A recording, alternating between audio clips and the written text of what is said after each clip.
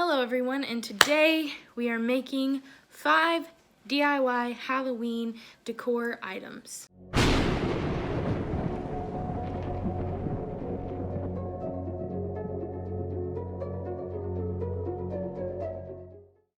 Before we get into this, you need to know that you don't need a whole lot of skill to do most of these. My husband did help me on some of them, which you will see, and they are all relatively affordable.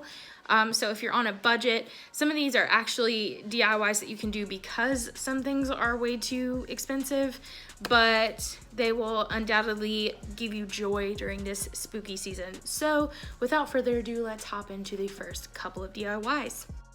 First up, we have the jeweled sugar skull. You'll need a plastic skull, a paint color of your choice, stick-on gems, and lots of patience. So I had to do about 3 coats of this purple paint before I stuck the gems into the eyes, on the head, and on the teeth. I do recommend, if you can, to use a spray paint to make this process easier. You can also just spray paint the whole skull white and then paint the color over it. That would probably save you a few coats. This DIY took the second longest amount of time, but I really enjoy it, and so did people on TikTok. They actually started calling it Thanos' skull, which made me laugh a lot, I'm not gonna lie. This next DIY decor item will take some skill, which is why I'm happy my husband agreed to do some drawing for me. We are just going to do some Halloween canvas art for this one, specifically a picture of Oogie Boogie from The Nightmare Before Christmas, and a silhouette of the Sanderson sisters with some text art below. So you see him drawing Oogie Boogie, he also did the Sanderson sisters. I took over after he did the drawings and outlined them in Sharpie before we moved on to the painting process. For some things, I went ahead and filled in the letters because I was going to paint them anyway, but this was just easier. Hello. So we are picking up multiple projects, so that's why there's stuff all over the table. So I am painting our squad goal Sanderson sisters, and Jonathan is doing Oogie Boogie. Can you show them Oogie Boogie?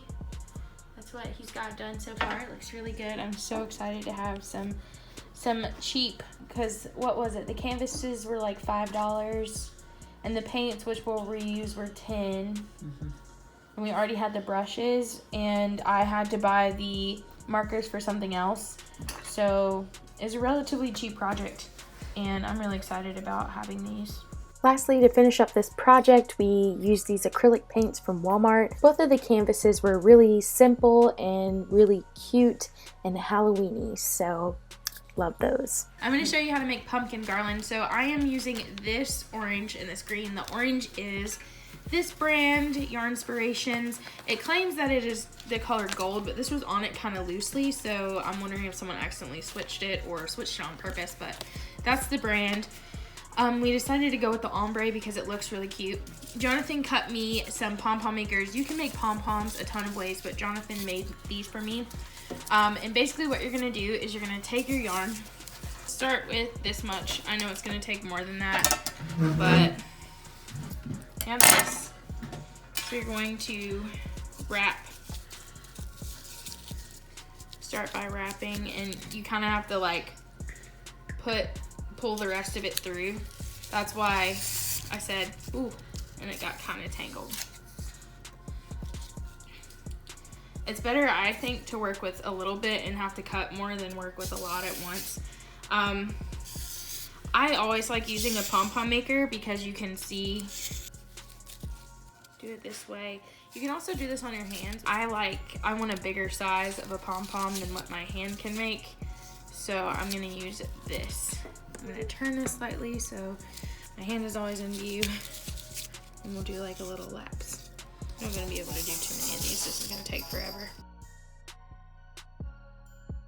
I have finished this, and I have very overestimated my ability to do this size of these. This is how much I have left. So here's what I'm going to do. This one is done. Ideally, this hole that you have will be smaller, but I definitely want to save some more yarn to make the other ones, so I stopped here. Very satisfying. So be very careful when you do this. Don't take your eyes off the prize. I'm gonna put it down here, but... Okay, so to release the pom-pom from the pom-pom maker, you need to use scissors or a box cutter. Please be very careful doing this. Don't cut your hand. After you cut it fully, you'll see the midsection, and you can pull that back a little bit, cut a piece of green or brown yarn, usually a thicker yarn, and tie it around the middle. I like to double knot it.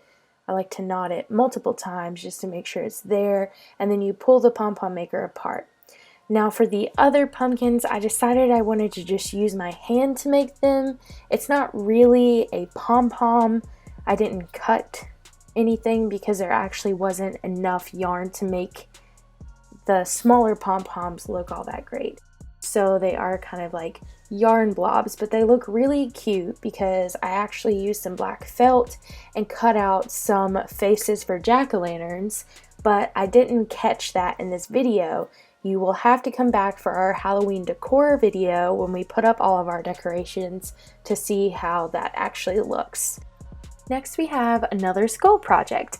For this you'll need a hollow plastic skull, in particular some floral styrofoam and some fake flowers of your choice. I chose sunflowers because they're my favorite flower.